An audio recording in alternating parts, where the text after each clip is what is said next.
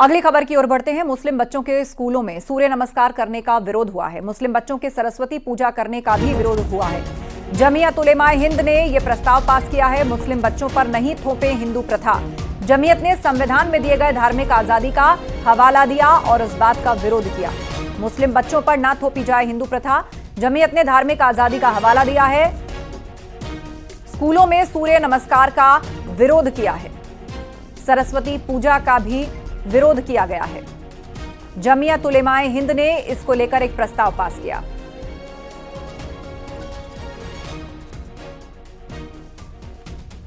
जमीयत उलेमाए हिंद ने स्कूलों में हिंदू धर्म की प्रथाओं को आगे बढ़ाने के खिलाफ प्रस्ताव पास किया है।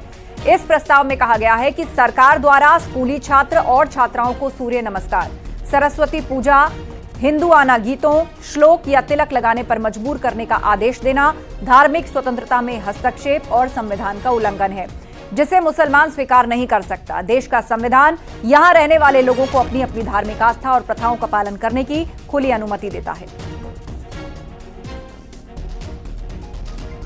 हुकूमत की तरफ से स्कूली तलबा व तालिबात को सूर्य नमस्कार, सरस्वती पूजा, हिंदुआना गीत, श्लोकों या तिलक लगाने वगैरह वगैरह पर मजबूर करने के अहकामात देना मजहबी आज़ादी में मुदाखलत और सेकुलर दस्तूर की खिलाफ वर्जी है, जिसे मुसलमान बल्कि कोई भी मुनसिफ मिजाज हिंदुस्तानी कबूल नहीं कर सकता। जमीयत उलमाए हिंद का ये इजलास हुकूमत से अपील करता है कि वह ऐसे सभी इश्तियाल अंगेज इक़दामात से बाज रहे। जमीयत उलेमाए हिंद के प्रस्ताव पर बीजेपी के राष्ट्रीय महामंत्री दुष्यंत गौतम ने प्रतिक्रिया देते हुए कहा कि आरोप गलत है, यह अलगाववाद है, ये लोग सिर्फ एजेंडा चलाना चाहते हैं। सरकार लगातार जो हमारी संस्कृति है, संस्कार हैं, जिस चीज को लेकर आज तक भारत भारत बना हुआ है, वो योगा का भी विरोध कर रहे हैं, वो सूर्य नमस्कार का भी विरोध कर रहे हैं। क्या सूर्य की किरणों को भी नहीं लेंगे अगर हिंदू सूर्य किरणों को लेगा? क्या योगा स्वास्थ्य के लिए अच्छा नहीं है? क्या हमको भारतीय संस्कृति का ज्ञान होना क्या अपराध है हमें? मुझे लगता है कि एक संकुचित मानसिकता है, उनके गलत परंपरा को जन्म दे रहे हैं वो। ऐसा नहीं हो सकता। विद्यार्थी विद्यार्थी होता है और विद्यार्थी को जो पाठशाला है उसके सारे पाठ्यक्रम पूरा करना चाहिए। ये अलगाववाद है, इससे देश का ही हानि होगी और स्वयं उनकी भी हानि होने वाली है। जमीयत उलेमाए हिंद के प्रस्ताव पर बीजेपी प्रवक्ता नलिन कोहली ने कहा कि योगा या सूर्य नमस्कार भारतीय संविधान के मूल तत्व के अनुरूप है, जो स्कूलों में चल रहा है, इससे विवाद पैदा होता है। लेकिन जो संविधान की बात रखते हैं उन्हें पहले भारत की मूल संविधान को पढ़ लेना चाहिए। 1950 में जो भारत का संविधान बना, जो पहली पुस्तक निकली, उसमें भगवान श्री राम के चित्र हैं, भगवान कृष्ण के चित्र हैं, गौतम बुद्ध जी के चित्र हैं। तो ये तो वही संविधान है। तो ये हमारी संस्कृति के भी भाग है, चाहे योगा हो, कुछ हो। जो इन्हें आज संविधान के आधार पर खड़े होकर अपने विचार जो कह रहे हैं, जो इन चीजों को नकारना चाहते हैं, वो भारत की मूल सोच को नकारना चाहते हैं जो हमारे संविधान में है। इसीलिए तो अनुच्छेद 14 में सबको बराबरी का दर्जा दिया गया है, विशेष रूप से। फिर उसके बाद कुछ प्रोटेक्शंस हैं माइनॉरिटीज के लिए, अल्पसंख्यकों के लिए। तो अगर धर्म इन चीजों को, जो हमारी संस्कृति की बात है, जो विश्व उसे अपना रहा है, योग को 150 से अधिक देश 10 साल से मना रहे हैं, अगर उसको नकारने की बात अगर वो कर रहे हैं धर्म के आधार पर, तो उन्हें संविधान की समझ नहीं है। और दूसरी बात, यदि उन्हें अपने धर्म के आधार से जीना है तो एक देश में जो संविधान पे चलता है वो नहीं हो सकता। अपने धर्म के आधार पे रहने के लिए 50 ऐसे और देश है जो सिर्फ केवल इस्लाम के आधार पे चलते हैं, जहां पर और किसी सांस्कृतिक बात को नकारा जाता है या उन्हें स्वीकारा नहीं जाता।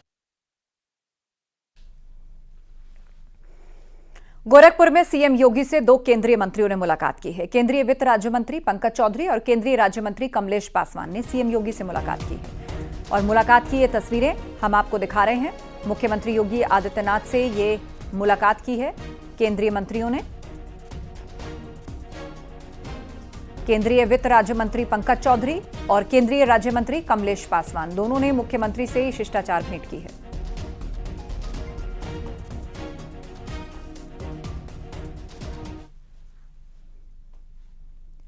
मुख्यमंत्री योगी आदित्यनाथ ने गोरखपुर के देवरिया बाईपास पर निर्माणाधीन 6 लेन फ्लाईओवर का निरीक्षण किया। मुख्यमंत्री ने काम को समय से पूरा करने के निर्देश दिए और उसके बाद सीएम योगी ने सड़क किनारे बन रहे नाले का भी निरीक्षण किया। इस मौके पर मुख्यमंत्री ने साफ किया कि जल निकासी की व्यवस्था दुरुस्त होनी चाहिए। इसके पहले मुख्यमंत्री योगी आदित्यनाथ ने संभावित बाढ़ को देखते हुए निरीक्षण भी किया।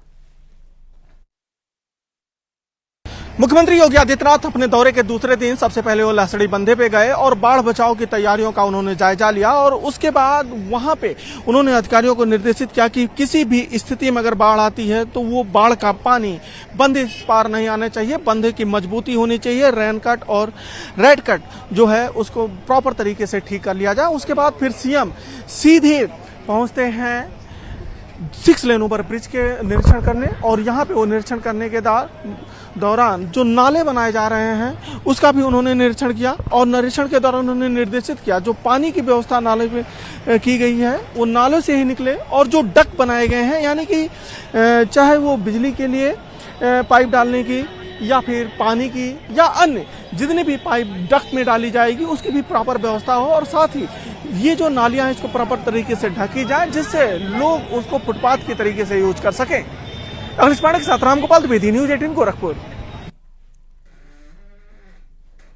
और बीजेपी के राष्ट्रीय महामंत्री संगठन बीएल संतोष आज 2 दिवसीय लखनऊ दौरे पर पहुंचेंगे। बीएल संतोष बीजेपी के नेताओं पदाधिकारियों के साथ बैठक करेंगे। आज शाम करीब 4 बजे क्षेत्रीय अध्यक्षों और प्रभारियों के साथ बैठक करेंगे।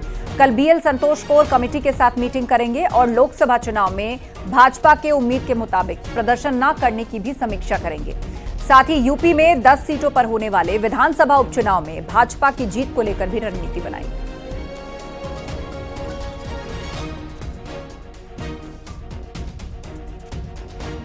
बीएल संतोष सबसे पहले लखनऊ में बीजेपी के शीर्ष नेताओं से मुलाकात कर उनके साथ बैठक कर बीते लोकसभा चुनाव में बीजेपी की हुई करारी शिकस्त के कारणों की समीक्षा करेंगे और साथ ही लोकसभा चुनाव में कई विधायकों के संसद जाने और एक विधायक के सजा होने से खाली हुई 10 विधानसभा क्षेत्रों में होने वाले उपचुनाव में बीजेपी की जीत के लिए एक विशेष रणनीति बनाते हुए नजर आएंगे।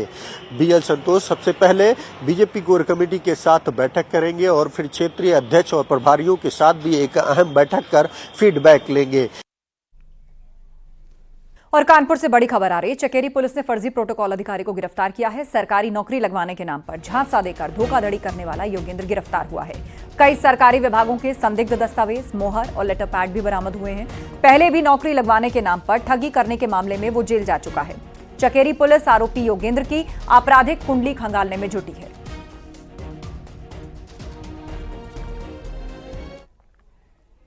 अमित गंजू से ज्यादा अपडेट लेते हैं। अमित, बताइएगा, पहले भी आरोप में जेल जा चुका है, कई सरकारी विभागों के दस्तावेज इसके पास से बरामद हुए हैं।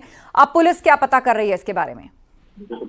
देखिए, मैं आपको बताना चाहूंगा, ये पूरा मामला कानपुर के चकेरी थाना क्षेत्र का है, जहां एक फर्जी प्रोटोकॉल ऑफिसर ने ठगी की और उनको सरकारी नौकरी दिलाने के नाम पर उनसे पैसा वसूला। इसकी सूचना सीपी यानी पुलिस आयुक्त अखिल कुमार को लगी। उसने घेराबंदी की और 12 घंटे के अंदर इस फर्जी प्रोटोकॉल ऑफिसर को सलाखों के पीछे पहुंचा दिया। अब इससे जब कमिश्नर की टीम ने यानी अखिल कुमार की टीम ने जब कड़ाई से पूछताछ की तो इसने अपने एक करके चीजों को उगला और ये बताया कि इससे पहले लेफ्टिनेंट कर्नल बनके इसने फौज में भर्ती के नाम पर भी 8 लाख रुपए ली, जिसके एवज में इसको पुलिस ने गिरफ्तार करके जेल भेजा। अब पुलिस ने पूरी टीमिंग लगाई और उसकी आपराधिक कुंडली खंगालने में लगी कि आखिर ये व्यक्ति कौन है, इसके इतनी अधिकारियों की मोहरें कैसे मिली, ब्यूरोक्रेट्स की मोहर कैसे, लेटर पैड्स कैसे, ऐसी तमाम चीजें। हमारी जब पुलिस आयुक्त से बात हुई तो उसने साफ कहा कि इसकी हम पूरी एक टीम लगाई गई है, 3 सब इंस्पेक्टर्स और 1 इंस्पेक्टर की टीम लगाई गई ताकि इसके गैंग तक पहुंचने का प्रयास किया जाए। बिल्कुल, और पता किया जा रहा है कि आखिर कितने बड़े पैमाने पर लोगों को इसने चूना लगाया है और कब से ये शातिर शख्स जो है ये नकली अधिकारी बनके काम कर रहा था। शुक्रिया अपडेट के लिए। नीट यूजी के काउंसलिंग पर रोक लगा दी गई है। यह बड़ी खबर इस वक्त आ रही है। अगले आदेश तक रोक लग गई है। आज से होने वाली थी काउंसलिंग और काउंसलिंग की नई तारीख का जल्द ही ऐलान किया जाएगा। तो इस वक्त की बड़ी खबर, नीट यूजी की काउंसलिंग पर रोक लग गई है। अगले आदेश तक फिलहाल रोक लगाई गई है। आज से ही काउंसलिंग की शुरुआत होनी थी, लेकिन फिलहाल इसको रोक दिया गया है। अब नई तारीख का ऐलान होगा, उस पर ही काउंसलिंग की जाएगी।